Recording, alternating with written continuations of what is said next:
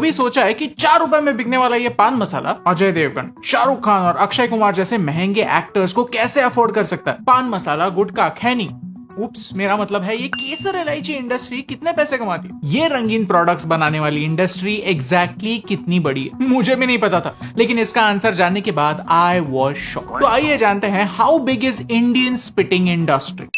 Video काफी interesting है तो प्लीज इसे एंड तक देखिए, और अगर आपको इस वीडियो का पॉइंट समझा तो इसे अपने दोस्तों के साथ शेयर कीजिए। सबसे पहला सवाल, ये पान मसाला वाले लोग इतने बड़े स्टार्स को कैसे अफोर्ड कर सकते हैं। फिल्म अवार्ड्स को स्पॉन्सरशिप पान मसाला कंपनीज देते हैं, बड़े न्यूज़पेपर्स के फ्रंट पेज पर बड़े बड़े एड्स छापते हैं, यहाँ तक अपने 30 सेकंड के एड के शूट के लिए फॉरेन लोकेशंस भी जाते हैं। ये सब करने के लिए पैसे तो लगते होंगे, और ये ब्रांड्स ये सारा खर्चा इजिली अफोर्ड कर सकते हैं, क्योंकि भारत का पान मसाला मार्केट 41,000 करोड़ का है। To put things in perspective, India का चॉकलेट मार्केट 16,000 करोड़ का है और हमारा बिस्किट मार्केट 37,000 करोड़ का। बड़े एक्टर्स एक एड के लिए 10 करोड़ चार्ज करते हैं, जो एक 41,000 करोड़ की इंडस्ट्री के लिए सिर्फ 0.02%। भारत पान मसाला एक्सपोर्ट करने में दुनिया में नंबर 1 है और हमारा सबसे बड़ा इंपोर्टर यूएई है। पूरी टोबैको इंडस्ट्री कुल मिलाकर 4.5 करोड़ लोगों को एम्प्लॉय करती है। अब आता है मेरा दूसरा सवाल, क्या लोगों को कैंसर बेचना लीगल है। वर्ल्ड हेल्थ ऑर्गेनाइजेशन कहता है कि दुनिया में 10 करोड़ लोग टोबैको रिलेटेड कैंसर की वजह से मरते हैं, और ये नंबर 21वीं सदी में 100 करोड़ होने वाला है। मूवी शुरू होने से पहले आपने वो मुकेश वाले एड्स तो देखे ही होंगे। कैंसर का इन सारे नशीले पदार्थों से रिलेशन है, ये समझने के लिए आपको कोई साइंटिस्ट होने की जरूरत नहीं, सिर्फ एक बार थिएटर में जाकर मूवी देखने की जरूरत है। लेकिन फिर भी ये 41,000 करोड़ की इंडस्ट्री बढ़ती जा रही है। कैसे? क्योंकि वो जीनियस है, मार्केटिंग में जीनियस। यू सी, अब भारत में टोबैको प्रमोट नहीं कर सकते। 2011 के बाद सारी स्टेट गवर्नमेंट्स ने तंबाकू के साथ पान मसाला बेचना बैन कर दिया। तो इन कंपनीज ने क्या किया, पान मसाला में से टोबैको हटा दिया। पान मसाला बेसिकली पान के अलग अलग इंग्रेडिएंट्स का मिक्सचर है, इसीलिए केसर के नाम पर भी बिकता है और इसे एक फूड आइटम की तरह बेचा जाता है। इनफैक्ट एक पान मसाला को वही ऑर्गेनाइजेशन रेगुलेट करती है जो आपके पार्ले जी को रेगुलेट करती है। ओके, तो टोबैको नहीं है, राइट? तो पान मसाला खाने से क्या फर्क पड़ता है? द सीक्रेट है, जब आप पान मसाला खरीदते हैं तो लोकल पान की टपरी वाला आपको एक और पैकेट देता है जिसमें असली माल होता है, और ये माल पान मसाला में मिलाने के बाद आपको मुंह का कैंसर मिलता है।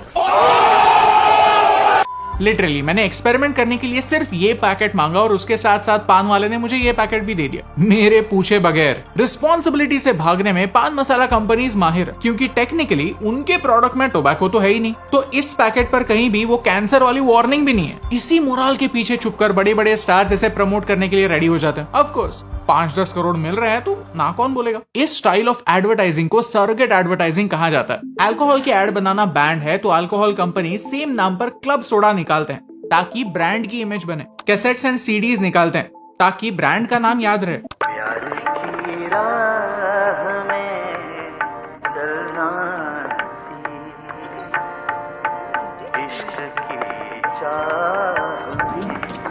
पॉपुलर एड कैंपेन्स चलाते हैं जो आपको सालों साल याद रहे। एड में जो प्रोडक्ट ये लोग प्रमोट करते हैं वो आप कभी खरीदते नहीं, लेकिन हाँ, जब आप वाइन शॉप में जाते हैं तो आपको ब्रांड का नाम याद रहता है। सिमिलरली पान मसाला ब्रांड सिल्वर कोटेड इलायची बेचते हैं जिनका पैकेट उनके पान मसाला या खैनी के पैकेट से एकदम मैच करता है, लेकिन एड में उनका मेंशन नहीं होता। अब इलायची बेचना क्राइम थोड़ी है। इनफैक्ट मैंने एक ब्रांड की चाय की एड देखी जहाँ हीरोइन का ड्रेस भी खैनी के पैकेट जैसा दिखता है। इस सरोगेट एडवर्टाइजिंग ने किसी भी बड़े स्टार को छोड़ा नहीं है, फिर वो हिंदी का हो या साउथ का, नया हो या पुराना। वेट, तो मैं ये वीडियो क्यों बना रहा हूँ? लोगों को पता है कि ये चीज उनके लिए बुरी है। लोगों को पता है कि स्टार्स एड्स में झूठ बोल रहे हैं। लोगों को पता है कि अगर उन्हें कैंसर हुआ तो वो ट्रीटमेंट भी अफोर्ड नहीं कर सकते। अगर वो बेवकूफ हैं तो है, क्या फर्क पड़ता है? फर्क तब पड़ता है जब ये बेवकूफी उन लोगों की भी जान लेती है जो खुद पान मसाला खाते हैं। आज तक कोविड से भारत में 5 लाख के आसपास लोग मरे, लेकिन एक ऐसी बीमारी है जो सिर्फ 1 साल में 5 लाख लोगों की जान लेती है, और ये कहानी हर साल रिपीट होती है। इस बीमारी का नाम है टीबी, जिसके बारे में कोई कभी बात नहीं करता। पूरी दुनिया के 1/3 केसेस भारत से आते हैं। क्यों?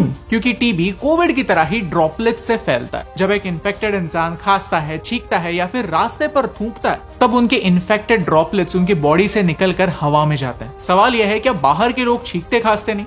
ऑफ कोर्स, लेकिन वो थूकते नहीं। एक पान मसाला खाने वाला इंसान ऑन एवरेज 10 मिनट में 20 से 30 बार थूकता है। अगर वो रिक्शा चलाने वाला हो जो पूरे शहर में घूमता है और अगर उसके बॉडी में टीबी हो तो वो लिटरली टीबी एक दिन में पूरे शहर में फैला सकता है।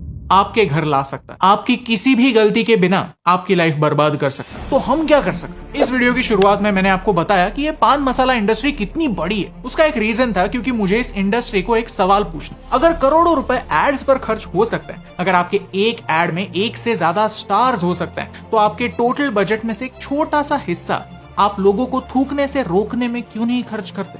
इंडियन रेलवे हर साल 1200 करोड़ सिर्फ थूक साफ करने में स्पेंड करती। बाय दैट लॉजिक ये खर्चा एक्चुअली किसे करना चाहिए? इस नुकसान की जिम्मेदारी लेता कौन है? आपका प्रोडक्ट, आपकी इंडस्ट्री का प्रोडक्ट, उसमें टोबैको हो या ना हो, मेरे देश को ऐसे ऐसे ऐसे बर्बाद कर रहा है। थूकने वाले को शर्म नहीं है, क्या आपको शर्म है? क्या ये 41,000 करोड़ की इंडस्ट्री अपने टोटल टर्नओवर का 0.01% हिस्सा ये धब्बे साफ करने में खर्च कर सकती है? उनसे रिजल्ट की एक्सपेक्टेशन जरूर है, लेकिन उससे पहले मैंने मेरे बिहेवियर में एक छोटा सा बदलाव लाया। मुंबई में किसी भी रिक्शा में बैठने से पहले मैं रिक्शा वाले को एक सवाल करता हूं, क्या आप रास्ते पर थूकने वाले हो? अगर वो हाँ कहता है या फिर उसके मुंह में मैं कुछ देखता हूँ तो फिर मैं उसकी रिक्शा में नहीं बैठता। जब मेरे दिमाग में आइडिया आया तो मुझे लगा कि मैं रिक्शा में ही नहीं बैठ पाऊंगा, मुझे कोई रिक्शा वाला मिलेगा ही नहीं। मैंने सोचा था कि सारे रिक्शा वाले थूकिया होते हैं, बट आई वॉज रॉन्ग। मुझे एक दो बार रिक्शा छोड़नी पड़ी, लेकिन इमीडिएटली मुझे नेक्स्ट रिक्शा मिल गई। इससे दो फायदे होते हैं।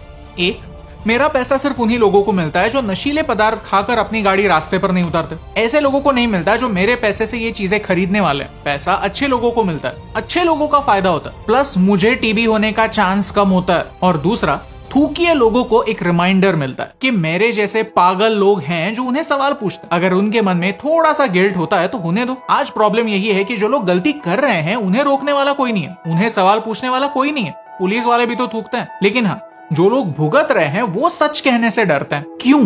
मेरा भारत महान, ये गाड़ी के पीछे लिखने वाले लोग वो गाड़ी रुकते ही उसी भारत पर थूकते हैं, यही सच है। तो मेरा सवाल आपसे, क्या आप उन लोगों को पैसा देंगे जो आपके देश पर थूकते हैं? क्या आप उस इंडस्ट्री को सपोर्ट करेंगे जो उनकी गंदगी साफ नहीं करते? क्या आप उन एक्टर्स की फिल्मों के लिए एक्साइट होंगे जिन्हें पता ही नहीं कि उनकी एक्शंस की वजह से भारत में कैंसर और टीबी जैसी बीमारियां फैल रही है? अगर आपको इन सवालों में सेंस लगा तो इस वीडियो को शेयर कीजिए, क्योंकि ये सवाल लोगों तक पहुंचने जरूरी। Tag your favourite actors, celebrities, influencers and ask them. क्योंकि पेंडेमिक की वजह से 2 साल लोगों को घर बैठना पड़ा। लगा था कि अब तो लोग सुधरेंगे, वही सेम गलतियां नहीं करेंगे जिन्होंने उनके पेट पर लात मारी थी, बट आई वाज रॉन्ग। आपके मुंह में कैंसर ठूसना है तो ठूसो, बस थूकना मना। ये मैसेज हर एक इंसान तक पहुंचना जरूरी, क्योंकि एक के करने से क्या फर्क पड़ता है, लेकिन एक एक के करने से बहुत फर्क पड़ता है।